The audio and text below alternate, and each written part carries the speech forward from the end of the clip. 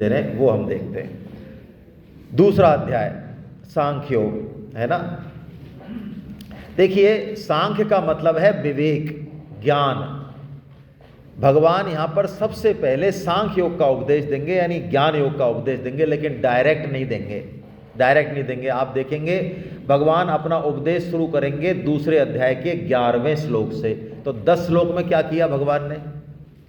10 श्लोक में भगवान ने ज्ञान योग का उपदेश दे सके वो धरातल तैयार किया।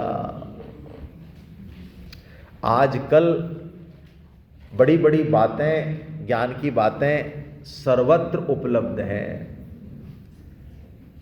आजकल लोगों के पास पीएचडी है व्हाट्सएप, महादेव की कृपा से।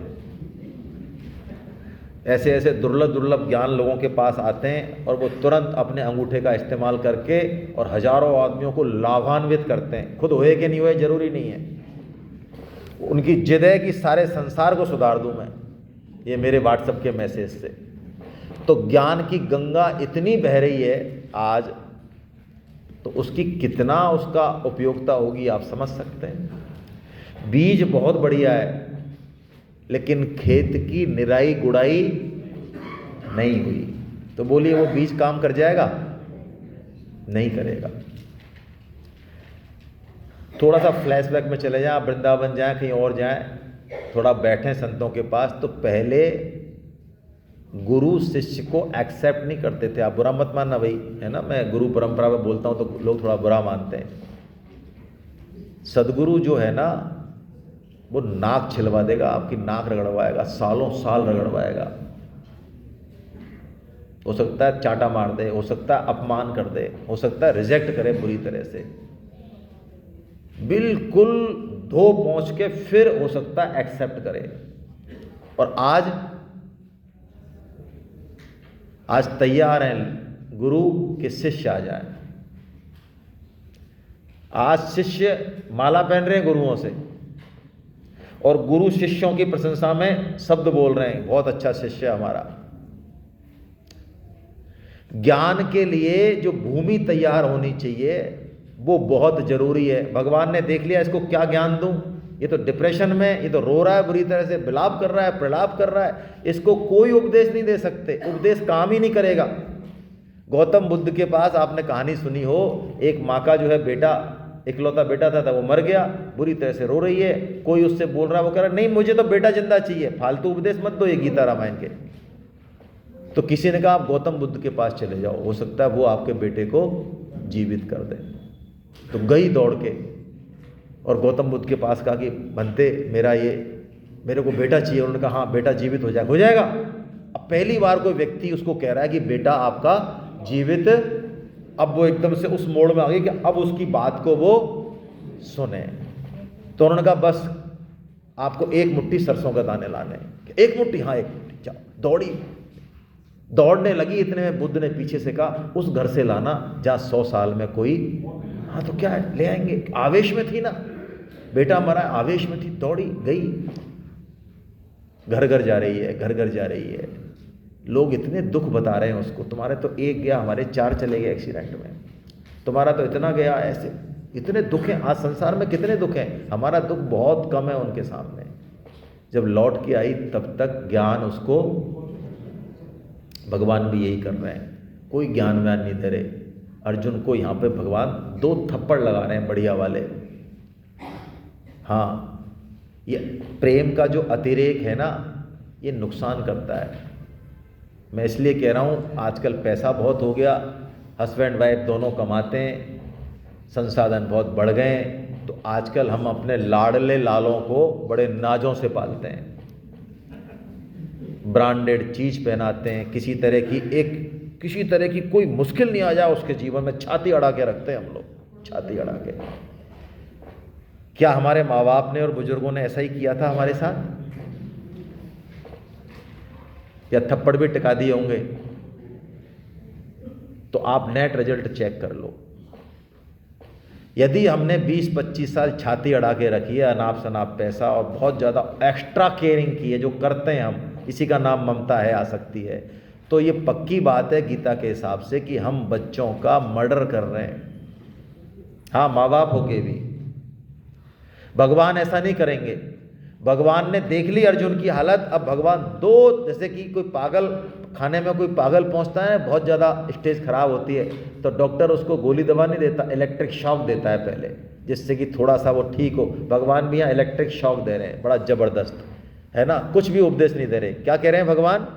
क्लेब्यम मा इसमें गम पार्थ ने तत्वयि उपपद्यते क्षुद्रम हृदय दौर्बल्यम त्यक्तोत्तिष्ठ परं। क्लेब्यम, भगवान कहते हैं तू क्लीब है अर्जुन। क्लीब मतलब नपुंसक है तू। ओहो, कायर है तू। ये दो शब्द ऐसे हैं कि अर्जुन को पूरी पृथ्वी पर कोई बोल नहीं सकता। अर्जुन की प्रतिज्ञा भी है, मेरे गांडीव को कोई मुझे कायर कह दे, गांडीव को कोई गाली दे देना, तो अर्जुन की प्रतिज्ञा है कि वो जीवित नहीं बचेगा। एक बार युधिष्ठिर ने दे दी, युधिष्ठिर को तलवार लेके मारने के लिए खड़े हो गए अर्जुन, हाँ, अपने बड़े भाई को। भगवान को पता है इसकी जो बीमारी है वो बहुत गहरी है, तो भगवान ने वही नस पकड़ी है, वही दवाई है जो अर्जुन चिल्ला रहा है बुरी तरीके से। अर्जुन को कोई नपुंसक कह दे, अर्जुन झंझना गया बुरी तरीके से, बहुत बुरी तरह से अर्जुन झंझना गया। और भगवान पे झल्लाया है अर्जुन कि आप ये क्या कह रहे हो, मैं कोई कमजोर हूं, डरपोक हूं, मैं युद्ध भीरू नहीं हूं, मैं धर्म भीरू हूं। लेकिन देखिए, ये जो श्लोक है, यहां से गीता शुरू होगी। अब तक तो बैकग्राउंड था। ये श्लोक यदि जीवन में उतरेगा तो गीता के गेट खुलेंगे आगे के।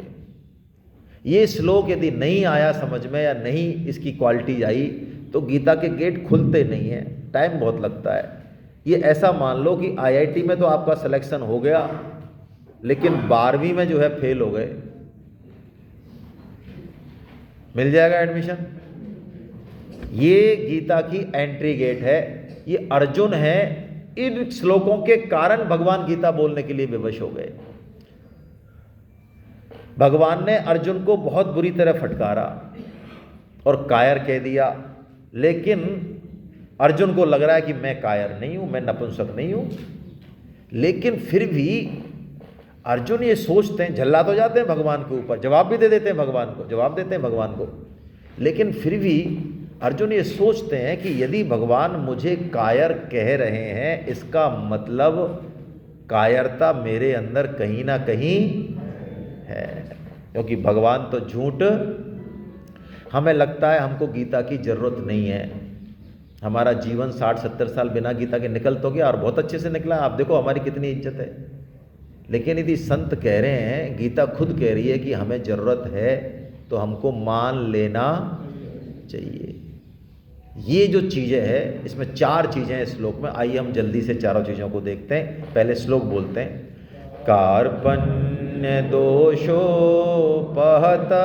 स्वभाव प्रक्षामि त्वां धम्म सम्मूढ़ चेता यच्छ्रेयशान्निश्चितं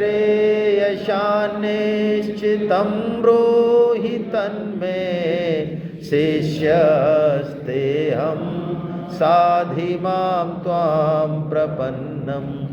पहली 2 लाइन में अर्जुन एक्सेप्टेंस देते हैं कि हाँ, मुझे आपकी ज़रूरत है।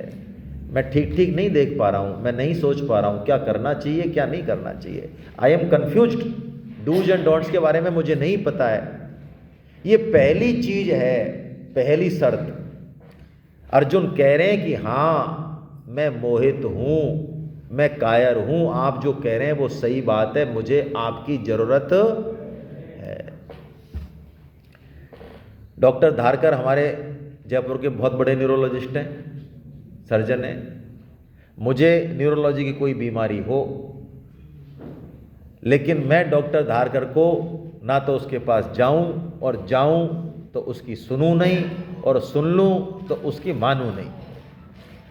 तो बोलो डॉक्टर धारकर मेरा क्या बिगाड़ लेंगे? होंगे डॉक्टर धारकर वर्ल्ड के फेमस होंगे, चाहे क्या कर लेंगे बोलो मेरा? गीता पूरे वर्ल्ड भगवान कृष्ण की वाणी है। सभी शास्त्रों में ऐसा कोई शास्त्र नहीं जो भगवान की वाणी हो। वेद भी श्वास है भगवान के, श्वास से भी बेहतर, हर मायने में बेहतर बताई वे संतों ने गीता को। लेकिन मैं गीता की ज़रूरत अपने मन में नहीं समझता। मेरी शादी हो गई, मेरी नौकरी लग गई, बढ़िया फ्लैट है और टॉप की नौकरी चल रही है, बच्चे टॉप है एकदम मामला, तो बोलो गीता मेरा क्या कर लेगी? ये अर्जुन है जो भगवान में महत्व बुद्धि करते हैं सब कुछ होने के बावजूद, कि भगवान ने यदि कहा है तो इसका मतलब इसके पीछे कोई ना कोई तो कारण। ये पहली बात है, आज हमको एक्सेप्टेंस करना चाहिए कि हाँ, गीता जीवन जीने की कला है। कॉमन सेंस से हम गीता को नहीं समझ सकते कि मुझे सब कुछ आता है ना। एक बार हमको गीता को देखना है, स्वामी जी के चश्मे से देखेंगे कि वास्तव में गीता में कहा क्या गया है। उसके बाद हम निर्णय लेंगे कि अब हमको गीता पढ़नी है या नहीं पढ़नी। हाँ, फिर निर्णय ले लें, फिर कोई दिक्कत नहीं है। पहली चीज कि मुझे गीता की जरूरत है। दूसरी चीज सुन लो, बजाय उससे युद्ध करने के सुन लो। अगला आदमी कोई परेशान हो रहा होगा, फ़ोन कर रहा है, उसको सुन लो, इतने में इतना डिस्टर्बेंस नहीं होगा जितना उसको नहीं सुनते हो तो वो बार बार फ़ोन करता है।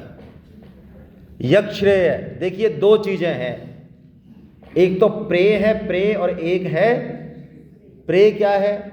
जीवन में जो भी हमको चाहिए, धन संपत्ति, मान बढ़ाई, घर, ये वो, रिश्ते नाते, सब परिवार, ये सब प्रे है। प्रे ये जरूरी है, गीता मना नहीं करती इसकी, लेकिन ये जीवन का चरम लक्ष्य नहीं है। इसके लिए जीवन नहीं मिला, इस प्रे के लिए नहीं मिला। प्रे में ही पूरी एनर्जी लगाना। प्रे के बाद किसकी इच्छा हो जानी चाहिए? श्रेय की, अपने कल्याण की, मनुष्य जीवन के उद्देश्य की, उस अनंत आनंद की। तो अर्जुन कह रहे हैं मुझे श्रेय चाहिए।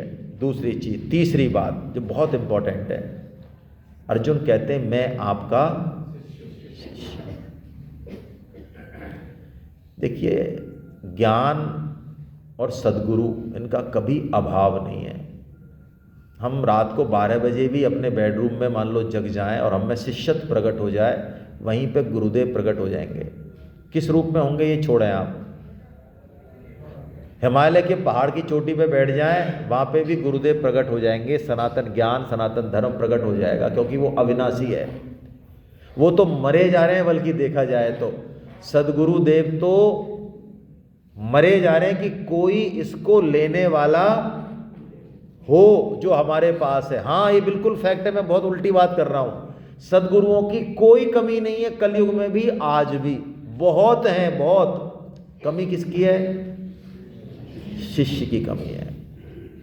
जब तक ये शिष्यत्व नहीं होता ना, हम ना समाज से ना घर से, आज भी एक से एक पारमी मौजूद है समाज में। ऐसे लोग हैं जिनका आप संग करें, आपको बहुत कुछ मिलने वाला है उनसे, आपकी सभी शंकाओं का समाधान होने वाला है, आपका जीवन बदलने वाला है। क्या आप में शिष्यत्व है? शिष्यत्व है तो प्रकृति के कण कण से गुरुत्व प्रकट हो जाएगा। एक परिस्थिति आपको वो सिखा देगी। लेकिन यदि हमें लगता है कि हमें ही बहुत कुछ आता है, हम सब कुछ जानते हैं, तो फिर गुरु काम नहीं करेगा। फिर तो शास्त्र कहता है ब्रह्मा जी भी हमारे सिर पे बैठ जाए तो अभी वो कुछ नहीं कर सकते। ये तीसरी चीज, अर्जुन शिष्य बनता है। किसका शिष्य बनता है? सारथी का। बोलो, सारथी है ना कृष्ण, सारथी का शिष्य बनता है अर्जुन। और चौथी चीज जो सबसे ज़्यादा इंपॉर्टेंट बताते हैं स्वामी जी, कि हम जो भी कुछ सोचते हैं, समझते हैं, बोलते हैं, वो बुद्धि के अनुसार ही तो बोलते हैं। तत्व बुद्धि से विलक्षण है। पता नहीं हमारा क्या अच्छा है हमारे लिए, हम भगवान से कुछ मांगते हैं, वो भी सही है या गलत है, हम जो कर रहे हैं वो क्या है। इसलिए क्या करना है हमको? तो भगवान के शरण हो जाना है। क्या होगा उससे? शरणागत की सारी जिम्मेदारी किसकी हो जाती है? शरण्य की हो जाती है। जिसके हम शरण हुए उसकी हो जाती है। छोटा शिशु माँ के शरण होता है। ऐसा नहीं है कि माँ ने दूध नहीं पिलाया या जो है कोई उसका आहार टाइम पे नहीं दिया तो वो लुढ़कता लुढ़कता खिसकता खिसकता पड़ोसन के यहाँ चले जाए आंटी कि आंटी आज से आपके यहाँ रहना है हमको। ऐसा तो नहीं है। पिलाए तो ना पिलाए तो रहना उसको। तो बस जो ऐसे भगवान के शरण हो जाता है उसकी जिम्मेदारी भगवान सारी लेते हैं। अब भगवान उपदेश को शुरू करेंगे जो सांख्य योग है। अब वो भूमि बन गई। तो पहला उपदेश जो भगवान ने एक ही श्लोक में पूरा उपदेश भगवान ने, इतना विलक्षण श्लोक है ये, ऐसा विलक्षण श्लोक है। आइए श्लोक को देखते हैं, बहुत गहरा श्लोक है और सांख्य योग की नींव है ये। ऐसोचानन्विशोचस्त्वं प्रज्ञावादांश्च भाससे गतासून गतासूंश्च नानुशोचन्ति पंडिता। भगवान बोले, श्री भगवान बोले, तुमने शोक न करने योग्य का तो शोक किया है और बातें कर रहे हो तुम पंडितों की सी, परंतु जिनके प्राण चले गए हैं और जिनके प्राण नहीं गए हैं पंडित लोग, उनके लिए शोक।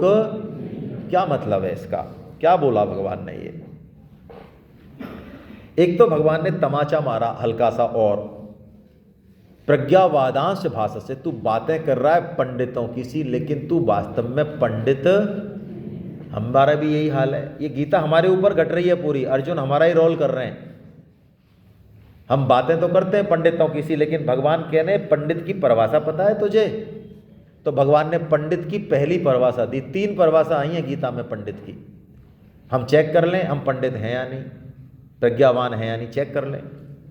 पहली परिभाषा यहाँ आई है, क्या है? भगवान कह रहे हैं जिनके प्राण चले गए या जिनके प्राण, उनके लिए पंडित लोग शोक।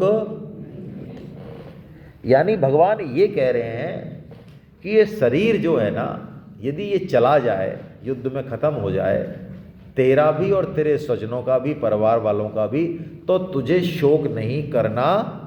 क्यों भाई, ये क्या बात हुई?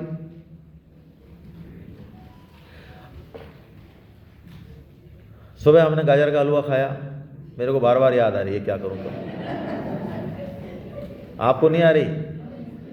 आप ज़्यादा खाए होंगे, मैंने कम खाया इसलिए आ रही है। अच्छा, मान लो हमारे रतन लाल जी जो है सबसे पीछे पीछे इन्होंने प्रसाद पाया, सबने पा लिया जब जल्दी जल्दी में कि प्रोग्राम चालू कराना है, और इन्होंने जो है गाजर का हलवा का पहला चम्मच लिया, रतन लाल जी ने रोने लग गए बुरी तरीके से। और आप में से कोई जाए सहृदय आदमी, अरे रतन लाल जी आप क्यों रो रहे हो ऐसे? तो उन्होंने कहा महाराज क्या करें, गाजर का हलवा मीठा लग रहा है। तो आप क्या करोगे? हंसोगे इनके ऊपर, ऐसे करोगे ना, यार मीठा ही तो, यार गाजर का हलवा तो मीठा ही होगा यार, कमाल है, तुम इसमें तुम रो रहे हो यार, क्या आदमी हो, कौन हो तुम? तो भगवान श्री कृष्ण भी यही कह रहे हैं अर्जुन से, ये शरीर विनाशी है कि अविनाशी है? तो विनाशी का यदि नाश हो जाए तो रोना बनता है। अच्छा, पहले पता नहीं था, अब पता लगा क्या, या शुरू से ही पता है? शरीर जाएगा ये बात शुरू से पता है या गीता सेमिनार में 1100 रुपये देके पता चली? अरे पहले से पता था, पैसा क्यों दिया फिर आपने फालतू ही? यही तो हम बता रहे हैं यहाँ।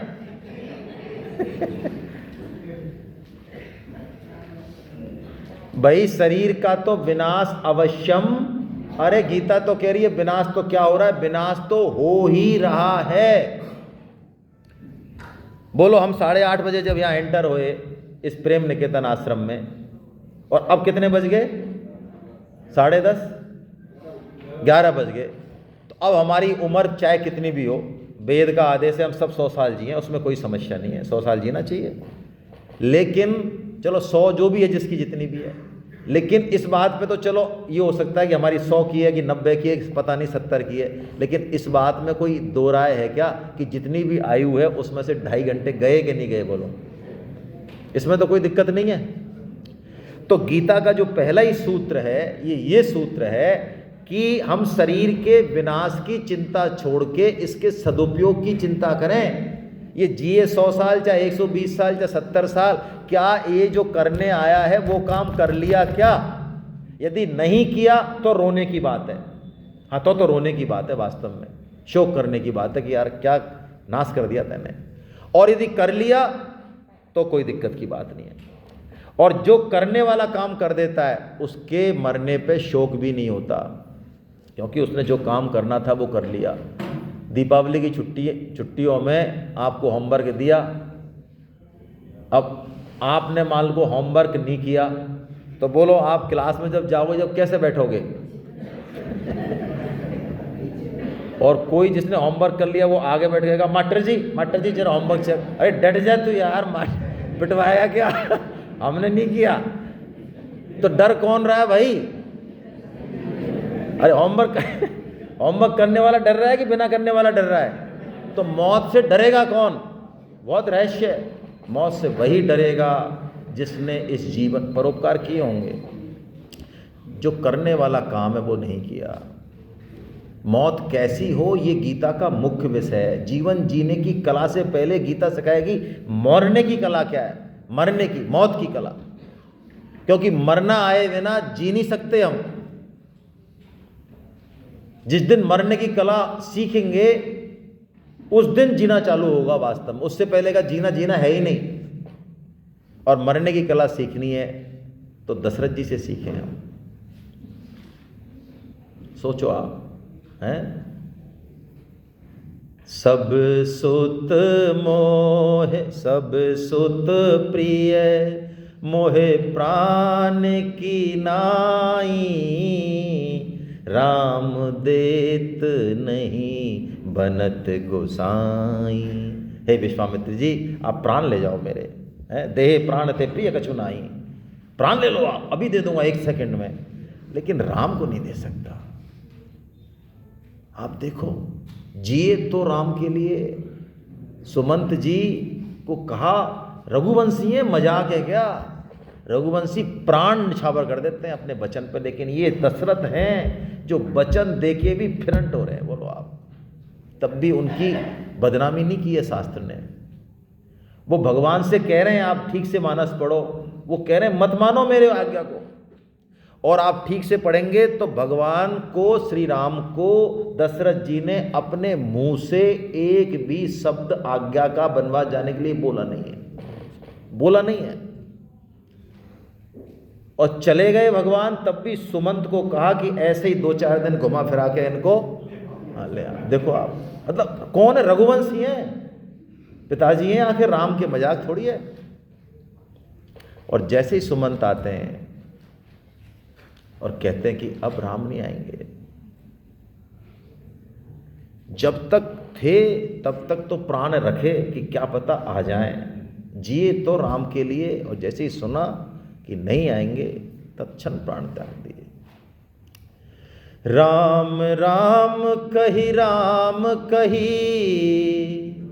और राम राम कही राम, तन परिहरि रघुवर बिरहे, राहु गयो सुरधाम।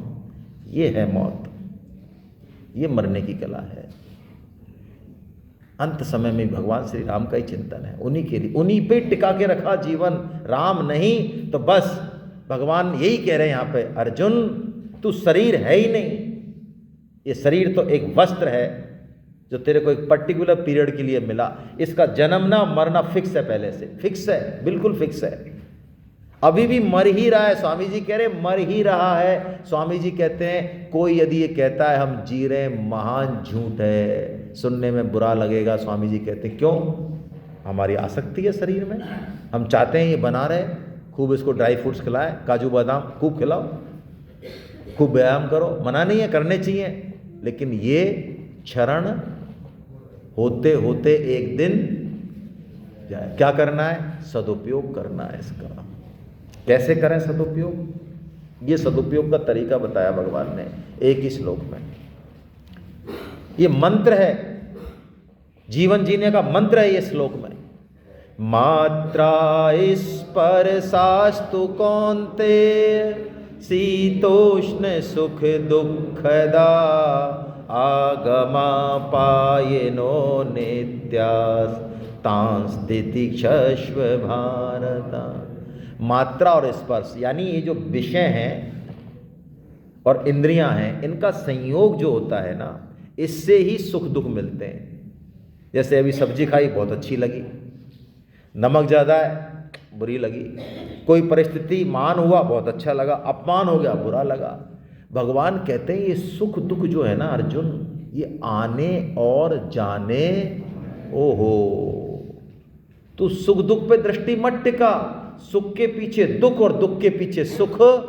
ये मंत्र दिया आगमा पाइनो नित्य, स्वामी जी बोलते थे इस मंत्र को याद कर लेना चाहिए। खूब सम्मान हो रहा है कितना भी, आगमा पाइनो अनित्य, आगमा पाइनो अनित्य, ये भी जाने वाला है, जाने वाला है, मेरा नहीं है, मेरा नहीं है, चिपकना नहीं है इससे, सुख से भी दुख से भी, दोनों से बिल्कुल निर्लेप। बाहर से तो लगे चिपक के बैठे, क्यों चिपकेंगे तब भी हम चिपक के रह नहीं सकते। हम जिन चीज़ों में हमने ममता कर रखी है ना अभी, अपने परिवार में, अपने घर में, अपने कमरे में, अपने शरीर में, अपने कपड़ों में, और गीता कहती है इस ममता को छोड़ दो। तो एक ने क्वेश्चन किया स्वामी जी से कि क्या महाराज फालतू ऐसे ममता छूटती है क्या, इससे ममता छोड़ दो, उससे ममता छोड़ दो, आप सुबह सुबह यही प्रवचन देते हो, बस ऐसे ममता छूटती है? तो स्वामी जी ने कहा कि तुम्हारी हिम्मत है जो ममता को बचा के रख लोगे? कोई है, स्वामी जी ने कहा खड़ा हो जाए कोई 10,000 लोगों में से जो कहे कि मेरी ममता नहीं छूटेगी, मैं ममता को बचा के रखूं, खड़ा हो जाए? तो स्वामी जी ने प्रश्न पूछा कि 50 साल फ्लैशबैक में जाओ, 50 साल पहले आपकी ममता किस में थी? बोलो। सबसे ज़्यादा माँ में थी। अब पहले 2 सेकंड 2 मिनट माँ छोड़ दे तो पें पें पें पें, माँ के अलावा कुछ नहीं चाहिए। अब हो सकता है 50-60 साल बाद माँ घर आए तो खुशी हो, लेकिन जब जाए तो ज़्यादा खुशी हो। हाँ, तो ये वृद्धाश्रम कोई अमेरिका वालों के थोड़ी खुल रहे हैं भाई साहब। गुडी गुडी बातें कहने में और सुनने में अच्छी लगती हैं।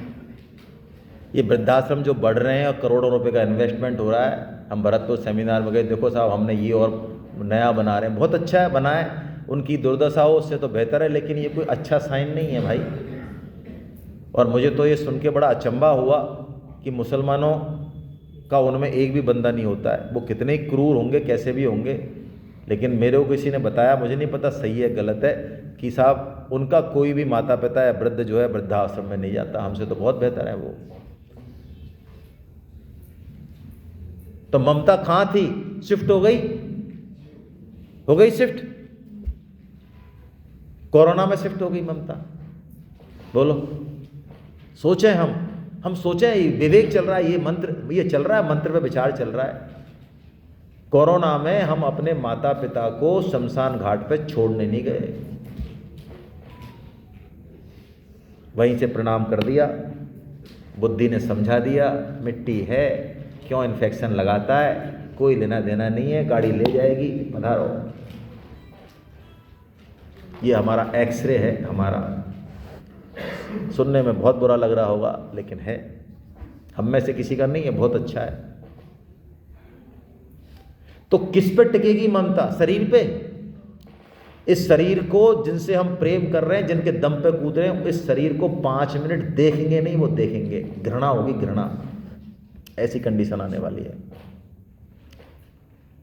यानी भगवान ये कह रहे हैं तू इन चीजों से उठ जा, क्या जीवन में डेवलप कर तितिक्षा, ये मंत्र। अब जो मंत्र दिया भगवान ने, मात्रा स्पर्शास्तु कौन्ते शीतोष्ण सुख हो, हाँ, ताण तितिक्षस्व भारता, तितिक्षा, ओहो तितिक्षा, हाँ, ये साधक की लाठी है, यहां से शुरुआत होगी साधक की, साधक पने की शुरुआत यहां से होगी। किससे? जीवन में तितिक्षा को धारण कर लें। अब तितिक्षा का मतलब क्या है भाई? सहन करना। किसको सहन करना? सुख को, और सुख को भी सहन करना है। हाँ, सुख को ही तो सहन करना है, असली बात तो सुख को सहन करने की है। जो सुख को सहन कर लेगा वो दुख को भी सहन, सुख को कैसे सहन करना है? सुख को कैसे सहन करें? एक तो हमारे जीवन में जब अनुकूल परिस्थिति आए, सारा सलाम ठोकरा हो, पूरा समाज देश, तब हमारे पैर जमीन पे टिके रहें। दूसरा, हमको जो सामर्थ्य दिया भगवान ने कृपा करके, किसी को भी दे सकते थे, जो भी सामर्थ्य दिया हमको, उस सामर्थ्य का सदुपयोग हम कर पा रहे हैं कि नहीं कर पा रहे हैं? हमको धन का दिया, पद का दिया, विद्या का दिया, बल का दिया, जो भी सामर्थ्य है, क्या उसका सदुपयोग हम कर पा रहे हैं? अच्छा, वो सामर्थ्य एक पर्टिकुलर टाइम के लिए फिक्स है, बिल्कुल हो गया, मौके पे चौका लगा तो लगा, उसके बाद खत्म। लगा नहीं सकते हम। मैंने सुना, हम जब बगरू गौशाला में गए गौ माता की शरण में, वहाँ पे तो एक बार आदरणीय चंपालाल जी बोल रहे थे, वास्तव में मेरे दिल को चुभी वो। वैसे तो मैंने कई बार सुना, लेकिन वो बात कई बार याद रह जाती है ना, कि गौ माता का जितना संरक्षण होना चाहिए वो हो नहीं रहा है उस कंडीशन में, जबकि हम सब समर्थ हैं। कहीं से भी हमारे अंदर वो आवाज़ नहीं आ रही कि मेरी कैपेसिटी मान लो इतने की है तो मैं क्या नहीं, उसमें से भी पता नहीं कितने गुना भाग लग के और हम जो है, ये तितिक्षा, सुख की तितिक्षा ये है कि ये जो संपदा है, ये जो धन संपत्ति है, ये जो वैभव है, ये जो विद्या है, ये मेरा तो पालन पोषण करूंगा, मैं परिवार का करूंगा, लेकिन उससे जो एक्स्ट्रा है, सबको एक्स्ट्रा है। गीता के अनुसार हम सबके पास एक्स्ट्रा भगवान ने जरूर दिया है, कुछ ना कुछ फील्ड में सबको दिया है। वो क्यों दिया? उससे हमको क्या करनी है? सेवा करनी है। क्यों करनी है? क्यों करें हम सेवा? ऋण है हमारे पास, कर्जदार है हम, कर्जदार हैं। और किसी का कर्जा रखना अच्छी बात है क्या भाई? अच्छा, कर्जा हम चुका रहे हैं तो हमको सामने वाले से ये कहना चाहिए, तू यार कम से कम हमको नमस्कार तो कर, तेरे को हमने 1 लाख रुपए दिया यार, ऐसा कहना चाहिए? अरे बल्कि धन्यवाद बोलना चाहिए। तो यदि हम कुछ कर पा रहे हैं मान लो, तो हमको जो सेवा ले रहा है हमारी, उसके प्रति हमारा भाव क्या होना चाहिए? उसके ऋणी होने चाहिए। कौन? हम। धन्यवाद कि आपने सेवा स्वीकार कर ली। ये सुख को सहना है, और जो सुख को सह लेगा वो दुख सह लेगा। लेकिन जो सुख में तितिक्षा नहीं रख पाया वो दुख में, समता में नहीं रह पाएगा भाई, ये पक्की बात है। और वैसे भी गौ माता की सेवा तो हमारा प्राइम ड्यूटी है, सबको करनी चाहिए। सबको, जितने बंदे हैं उतनी सबके प्रति गौ सेवा अवश्य ही करनी चाहिए। कैसे करनी चाहिए? भाव मैंने बता दिया। यदि हो रही पा रही है, एक्सेप्टेंस हो रहा है, तो हमको एहसान मानना चाहिए। यदि अंदर से कहीं भी ये बात निकली, डायरी में लिख दिया मैंने ये दे दिया अब तक, वो सब चौपट हो गई सेवा। मैं फिर कह रहा हूँ, सेवा बड़ी बात नहीं है, इस भाव से सेवा करना बड़ी बात है। क्योंकि वास्तव में गौ किसी का लेती नहीं है, वो देती है। मैं आपको एक उदाहरण बताता हूँ आज, आपने सुना है कि नहीं सुना है मुझे नहीं पता। राजीव दीक्षित का नाम सुना है आपने? राजीव दीक्षित का पूना में आश्रम था, गौशाला थी। उन्होंने साइंटिफिक तरीके पे चीज़ों को एक्सपेरिमेंट किया, अपने साइंस की बातों को हमारे जैसों को समझाने के लिए, जो पढ़ा लिखा कहते हैं अपने आप को। उन्होंने संखिया जो जहर है वो खिलाया गाय को लिमिटेड मात्रा में, और नोटिंग करते रहे। और उसका जो गौमय और गौमूत्र है ना, दूध, उसको लेबोरेटरी में भेजते रहे। यहाँ पे आती थी, दिल्ली में भी आती थी, वहाँ भी आती थी, और चेकिंग करते रहे बाकायदा एक एक चीज़ की। 3 महीने तक, रिकॉर्डेड है ये बात, 3 महीने तक उसके गौमूत्र में, गौमय में और दूध में कहीं भी संखिया का नामो निशान नहीं। उनको बहुत आश्चर्य हुआ राजीव दीक्षित को कि यार ये संख्या मैं दे रहा हूँ, जहर दे रहा हूँ मैं, आखिर ये जा कहाँ रहा है। 3 महीने बाद उसके गले में, गाय के गले में एक हल्की हल्की नीली नीली लाइन आने लगी, जो अगले 15 दिन में एकदम थिक हो गई, मतलब दिखने लग गई नीले रंग से। और जब उसकी बायोप्सी कराई उन्होंने, काटा वहाँ से मांस, उसमें टोटल संख्या था। अब बताइए, आपको पता है हम जो पहली रोटी देते हैं, हमारे सारे उस कर्म में जिसमें कि हिंसा, हत्या है, छिपी हुई है, मैं बता दूंगा आपको, वो सारा पाप कर्म गाय की पहली रोटी में जाता है।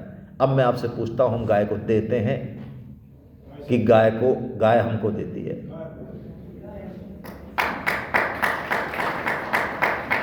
यही कह रहे हैं भगवान, तितिक्षा, सदुपयोग करें अपने आप का। और कर्म कैसे करें? तो कर्म करने की चाबी दे रहे हैं भगवान। समता भाव से कर्म करें, लाभ हानि जय पराजय में समता भाव रखें, और लग जाएं युद्ध कर्म में। अब भगवान इसके बाद बस 10 मिनट और लूँगा आपके। अब भगवान ने सांख्य योग तो बता दिया, लेकिन इसको भगवान ने रिकमेंड नहीं किया हमारे लिए। रिकमेंड मतलब समझना है, चलने की क्षमता नहीं है हमारी ज्ञान योग पर, सांख्य योग पर। चलना किस में है? अब भगवान बता रहे हैं कर्म योग। हमारे जीवन में कर्म योग उतरना चाहिए। कर्म तो है हमारे जीवन में, बहुत सारे कर्म हैं, और समाज में प्राय कर्मों की महत्ता वाले लोग ज़्यादा हैं, लेकिन गीता उनको कर्म योगी नहीं मानती। बुरा मत माने, गीता उनको कर्म ठोक मानती है। जितने ज़्यादा कर्म, जितने विराट कर्म, उतना ही बड़ा बंधन। गीता के अनुसार झाड़ू लगाने से भगवत प्राप्ति हो सकती है, हाँ। गीता के अनुसार खाना खाने से भगवत प्राप्ति हो सकती है, हाँ। गीता के अनुसार जो आपकी ड्यूटी है, जो भी छोटी से छोटी ड्यूटी है, उससे भगवत प्राप्ति हो सकती है, क्योंकि उसमें कर्म की महत्ता नहीं है, उसमें महत्ता है योग की। कर्म योग में किसकी महत्ता है?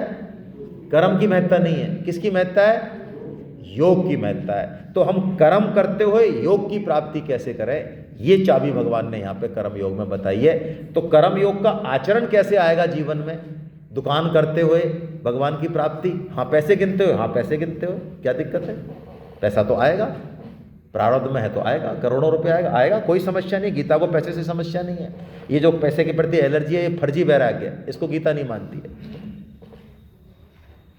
तो कर्म योग का आचरण कैसे होगा हमारी हर क्रिया में, इसकी चाबी दे रहे भगवान। पहले इस चाबी को लगाना है, तब कर्म योग स्टार्ट होगा। आइए इस श्लोक को हम पढ़ते हैं, ये कर्म योग की जान है। व्यवसायात्मिका बुद्धि रे कह कुरु नंदना, बहुशाखा ही अनंताश्चय बुद्धयो व्यवसाय। कर्म योग के लिए भगवान ने बताया तेरे अंदर व्यवसायात्मका बुद्धि होनी चाहिए। ये व्यवसायात्मका बुद्धि क्या है? दृढ़ बुद्धि, निश्चयात्मक बुद्धि। एक बार संकल्प कर लिया, अब वो हटेगा नहीं संकल्प जीवन में। शरीर गिर जाएगा, शरीर चला जाएगा, संकल्प नहीं टूटेगा। ऐसी बुद्धि होगी तो भगवान कह रहे हैं कर्म योग तेरे जीवन में होने लग जाएगा अपने आप, अपने आप, हाँ अपने आप। महाराज हम तो सुख दुख में कुछ नहीं, सुख दुख कुछ लगेगा ही नहीं तेरे को। मैं उदाहरण देता हूँ, आप जयपुर से कोटा जा रहे हैं, आपका बेटा, भगवान नहीं करे, उदाहरण है, बेटा बेटी जो भी है उसका एक्सीडेंट होगा, वो आईसीयू में भर्ती है, और आपको अर्जेंट जाना है। ट्रेन से जाते हैं आप, गाड़ी वाड़ी है नहीं, और ट्रेन में रिजर्वेशन नहीं है, आप जनरल डिब्बे में जा रहे हैं, और जनरल डिब्बे में आपको बैठने की सीट भी नहीं मिल रही है, खड़े हैं। अब लोग आपके आ रहे हैं, कोई अटैची पैरों पे मार रहा है, कोई कोहनी मार रहा है, और नहीं तो कोई बेचने वाला आपके जो पानी आपके कपड़ों पे गिरा गया, या आपको सीट मिली तो उस सीट पे कोई दूसरा आके बैठा है। मतलब ये जो चीज़ें चल रही हैं आपके साथ डिब्बे में, आप चेक करो अपने आप को, क्या उनके प्रति आपका रिएक्शन, आपका जो रूटीन आदत है, रूटीन स्वभाव है, उसके अनुसार है या कुछ अलग है? आप उतना रिएक्ट कर रहे हो उन चीज़ों के प्रति? क्यों? क्योंकि यहाँ पर बिल्कुल लगा हुआ है कि 3 घंटे के अंदर मुझे कोटा पहुँचना है। स्वामी जी ये कहते हैं, कोई भी व्यक्ति यदि इस पे विचार करता है, इसकी बात करता है, इसकी शिकायत करता है कि मेरी पत्नी ऐसी है, मेरी सास ऐसी है, मेरे पति ऐसे हैं, मेरे पास पैसा ही नहीं है, मेरा तो घर ही नहीं है, मेरा तो गरीबी है, मेरा तो फलाना है, ठिकाना है, मेरे तो ये समस्या है, इसका मतलब अभी उसका लक्ष्य जीवन का बना ही, अभी कोई भक्ति कुछ नहीं है। कोई कुछ भी करता हो, चाहे खूब मंदिर जाता हो, खूब तीर्थ यात्रा का कुछ भी करता हो, कुछ भी शुभ कर्म करता हो, अभी कुछ भी नहीं है उसके सामान। जिस दिन लक्ष्य डिसाइड हो गया, उस दिन हम शिकायत करना बंद कर देंगे, किसी से भी, हाँ किसी से भी, क्योंकि समय बहुत कम है। और लक्ष्य से ही, संकल्प से ही सिद्धि होती है, कर्म से नहीं होती। ये गीता का मूल मंत्र है। अर्जुन के साथ और भी बहुत सारे थे। जब द्रोणाचार्य जी ने टेस्ट लिया, आपको सबको पता है, द्रोणाचार्य जी ने पेड़ पे चिड़िया टांग दी, युधिष्ठिर को बुलाया, क्या दिख रहा है? गुरुदेव आपके चरण दिख रहे हैं, पेड़ दिख रहा है, बैठ जा। दुर्योधन तेरे को क्या दिख रहा है? ये दिख रहा है। अश्वत्थामा तेरे को क्या दिख रहा है? ये दिख रहा है, वो दिख रहा है, बैठ जा बैठ जा बैठ जा। चलाने के लिए नहीं कहा। अर्जुन आया, अर्जुन से पूछा क्या दिख रहा है? गुरुदेव मुझे चिड़िया चिड़िया दिख रही है, ठीक से देख। आंख दिख रही है गुरुदेव, कुछ नहीं। अब आंख के अलावा कुछ नहीं दिख रहा है संसार में, ना पेड़ है ना चिड़िया है, कुछ नहीं है, सिर्फ आंख है। चला, खत्म। ये है लक्ष्य, ये है संकल्प। जिन लोगों के अंदर होता है वो कुछ करते हैं, वो दिखता है, वो पीड़ित नहीं रहते समाज से, देश से। भगवान कह रहे हैं जिस दिन तेरे को ये समझ में आ गया, लक्ष्य हो गया तेरा, व्यवसायत्मक बुद्धि, दृढ़ निश्चयात्मक बुद्धि हो गई तेरी, बस अब कर्मयोग शुरू हो जाएगा। अब ऊपर से तो कुछ और चलेगा, ऊपर से तो झाड़ू लग रहा है, रोटी बन रही है, फाइल निकल रही है, चीफ गेस्ट बन रहे हैं, लग भी रहा है कि माला पहन रहे हैं, लेकिन नहीं, कुछ और चल रहा है। ये भगवान ने कहा। और फिर कर्म करता है व्यक्ति, फिर फल की इच्छा के लिए नहीं, भगवान की प्रसन्नता के लिए। क्यों? भगवान ने बैरियर लगा दिया, तू कर्म करने में अपना जान लगा, अपना 100% दे, फल में तेरा अधिकार नहीं है। इसका मतलब फल मिलेगा कि नहीं मिलेगा? फल तो मिलेगा, अधिकार नहीं है। क्यों नहीं है अधिकार? कर्म तो मैं ही कर रहा हूं। अरे भाई, तू कर्म कर रहा है, वो 0.01% है। आज बताओ, मैं ये कहूं कि मैं बोल रहा हूं, ये माइक मैंने बनाया, ये लैपटॉप मैंने बनाया, चलो ये सब चीजें मैंने बनाई होती, भगवान अभी एक नस दबा दें, ऐसा हवाई हवा निकले मान लो, तो बोलो मैं बोल जाऊंगा? ये प्रकृति जिसने ये शरीर बनाया, आया था जब 2 किलो का था, अब ये 84 किलो का, तो 80 किलो का माल कहां से लाया?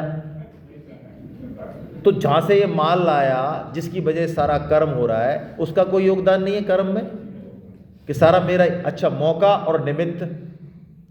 इसलिए भगवान कह रहे हैं फल में तेरा अधिकार, तो कैसे कर्म कर? भगवान ने कहा, वाह क्या बढ़िया बात, सिद्धो असिद्धो समो भूत्वा समत्वम योग उच्यते।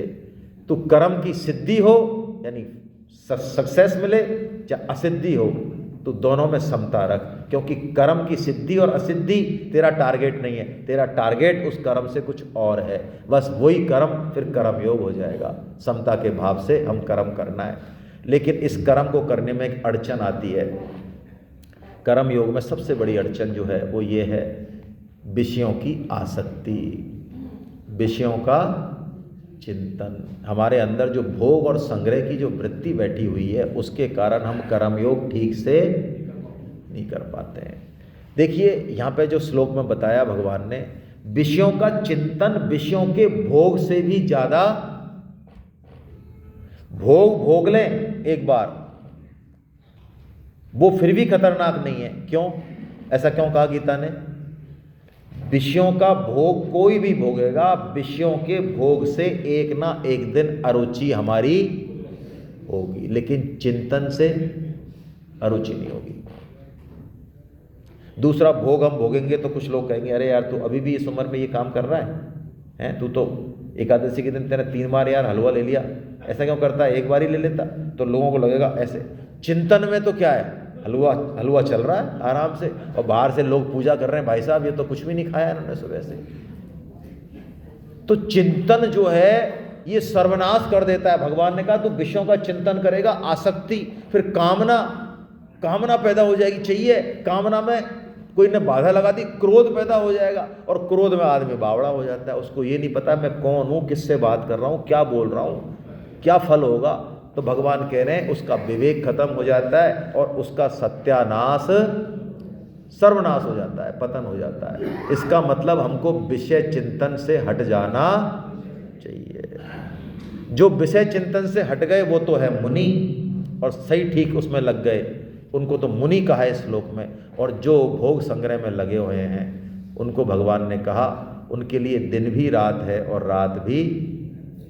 देखिए बहुत जोरदार बात है कि यदि कामना और भोग संग्रह की वृत्ति रही तो कितने भी अच्छे कर्म करते हुए हमारा पतन होगा अंततः। एक भौरे की कहानी है, आप ही किताब में भी है। एक भौरा कमल के उसमें गया रस चूसने, तो क्या हुआ, वो बंद हो गया कमल सूरज छिपते ही। तो भौरे को उसका स्पर्श बड़ा अच्छा लगा। किसका? कमल की पत्तियों का। अब भौरे को जाना है अपने लक्ष्य पे वापस, लेकिन भौरा जा नहीं रहा है। क्या क्या लॉजिक दे रहा है नहीं जाने का? बंद कर दिया कमल ने। कैसे जाऊं बताओ, कैसे उड़ूं? और क्या है, अभी रात की तो बात है, ऐसा तो है नहीं भगवान सूरज भगवान कोई सीएल लेते हो, वो तो कल फिर आएंगे, कोई छुट्टी तो लेते नहीं, वो तो सीएल पीएल पे तो जाते नहीं, वो तो कल आ जाएंगे।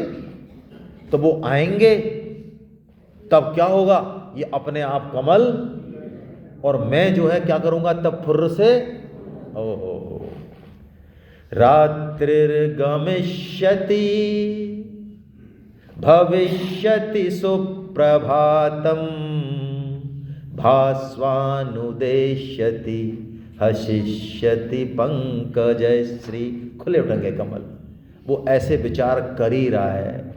इत्थम विचिन्तयति कोश गते दुरेफे हा हंत हंत नलनिम गजमुज्जहारा।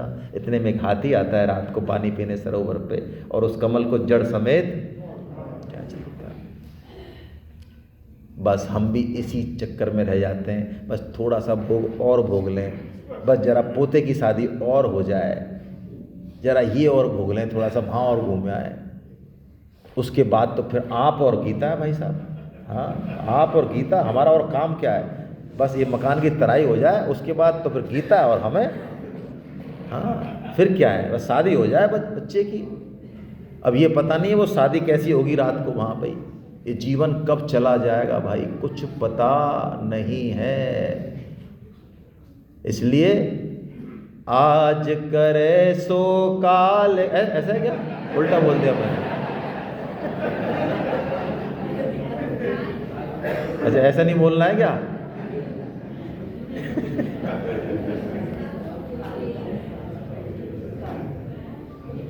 भाई आग लग जानी चाहिए, आग, ऐसी बात है ये, क्या पता। भगवान को लाख लाख शुक्रिया है कि हम जगे और यहाँ बैठे हैं। 3 लाख लोग, स्टैटिकल आंकड़े देख लो आप, 3-3.5 लाख लोग सोते तो हैं लेकिन जगते नहीं। धन्यवाद देना चाहिए भगवान को कि हम जगे, और ऐसी बात हमें मिल रही है तो लक्ष्य बना लेना चाहिए और लग जाना चाहिए, असली काम। और छोड़ना कुछ नहीं है, गीता में कुछ नहीं छोड़ना। जो भक्ति का आलम्बन लेके अपने कर्तव्य कर्म को छोड़ते हैं, चाहे स्त्री हो चाहे पुरुष, वो कपट भक्ति का आश्रय लेते हैं। कई लोग कहते अब तो भाई साहब हमारा कुछ भी मन नहीं लगता है, अब तो हम भगवान के हो गए। हाँ, कपड़े कौन धोएगा? कोई धो हमारी तरफ से। तो समाज में गाय का, अब गाय भाई साहब भगवान संभालेंगे, हम तो भगवान। अच्छा आप भगवान के हो गए? अरे भगवान के हो जाते तो भगवान के लिए जान लगा देते हैं आप। कर्तव्य कर्म, पति को, पत्नी को, बच्चों को, समाज को, देश को क्या अपेक्षा है, उसके लिए भक्त खड़ा रहेगा हमेशा। यही तो पूजा है भगवान की। लेकिन हमारे शरीर में आलस और आराम भरा हुआ है कूट कूट के, इसलिए भक्ति के आड़ लेके और हम अपने कर्तव्य कर्म नहीं करें और अपनी पूजा करवाएं चारों तरफ से तिलक छापे लगा के। ये कपट भक्ति है, इसका फल बहुत बुरा होगा। हाँ, भक्ति करते हुए पतन हो जाएगा, कपट भक्ति करते हुए। इसलिए भगवान ने कहा जाग अर्जुन, जागृति रख, समय बहुत कम है। यशाम जागृति भूतानी, चेत कर चेत कर चेत कर। चीन के एक कन्फ्यूशियस थे महापुरुष, उनका काम था डमरू लेते और किसी का भी यह पता चलता है इसका हैप्पी बर्थडे, तो वहाँ पहुँच जाते, उसका डमरू बजाते। 1 साल तेरे जीवन में से कम हो गया, 1 साल तेरे जीवन में से कम हो गया। वो कहते यार हम तो हैप्पी बर्थडे मना रहे, तू कर क्या रहा है? ये 1 साल कम हो गया, अब तू मरने में तेरा बस 1 साल और सरक गया। अरे कि सच्ची बात यही है भाई, हैप्पी बर्थडे का मतलब है कि जितना लेके आया था माल उसमें से 1 साल। तो बस इस बात की जागृति बनाए रखें और लगें कर्म योग में। हरे कृष्णा हरे कृष्णा। आपके मन में कोई प्रश्न हो तो हम कर लें, इसी तरह से रहेगा। हर सेशन के बाद क्वेश्चन आंसर सेशन भी होगा, आप पूछ सकते हैं कोई बात हो तो, और नहीं तो बाद में भी पूछ सकते हैं, चलते हुए सेशन में भी पूछ सकते हैं। है जी? हाँ, डर गया इसलिए कि भगवान को प्रेम निकेतन में गीता पढ़ेंगे लोग कैसे सांस सुनेंगे, इसलिए भगवान ने कृपा करी। ठीक है ना, भगवान ने उसको मोहित कर दिया, संतों ने यही बताया है। अर्जुन डरने वाला नहीं था, वरना गीता प्रकट नहीं होती, है ना। दूसरा क्या होता है कि ममता के बंधन बहुत खतरनाक होते हैं। हमें ऐसा लगता है कई बार कि हमारा भगवान में मन लग रहा है और हमारा पैसों में मन नहीं है, लेकिन जब चीज़ें घटती हैं ना जीवन में तो अलग तरीके से घटती है ना। चलिए, और किसी के मन में नहीं तो हम जो है टी ब्रेक के लिए चलते हैं और आते हैं 10 से 15 मिनट में वापस, है ना, नेक्स्ट सेशन के लिए। हरे कृष्णा।